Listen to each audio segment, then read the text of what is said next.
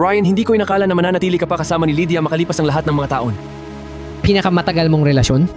7 taon. Ryan, talaga bang pakakasalan mo siya? Narinig ko na magaling siya. Siguro kaya hindi siya kayang bitawan ni Ryan. Matagal na akong sawang-sawa sa lahat ng iyon. Sawang-sawa na ako dyan. Kaya si Lydia ay magiging alaala na.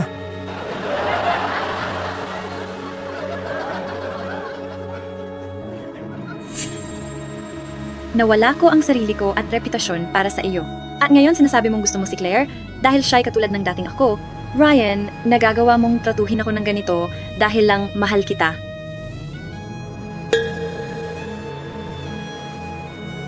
At hihinto na akong magmahal sa iyo mula ngayon.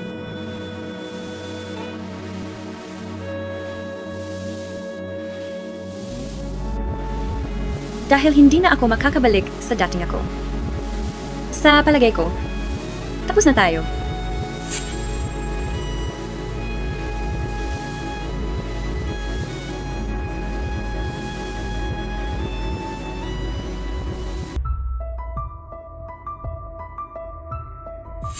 Lydia, basura ka.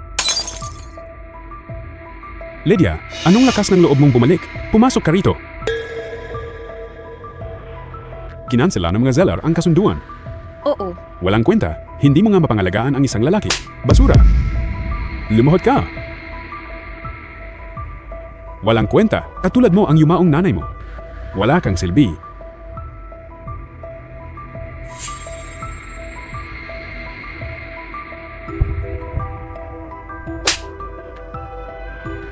Makinig ka, Lydia.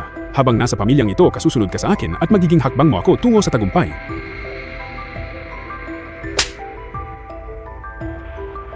Hindi!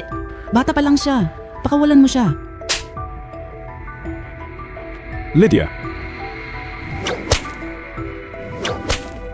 Huwag mong dalhin ang pangalang Raso. Binibigyan nito ako ng karapatang saktan ka. Hindi ba't sinabi ko sa iyong pangalagaan mo ang puso ni Gisela? Zella ang nangungunang pamilya sa Jilton. Kung napanghawakan mo sana ang isang gintong huli tulad niya, ang ating pamilya sana ay umangat sa pamamagitan ng kanyang pamilya. Alam mo ba kung ilang negosyo ang nawala sa atin mula noong maghiwalay kayo? Bawiin mo siya. Wala akong pakialam kung ano ang kailangan, kahit kailanganin mong pagbantaan siya gamit ang iyong buhay. Ibabalik mo siya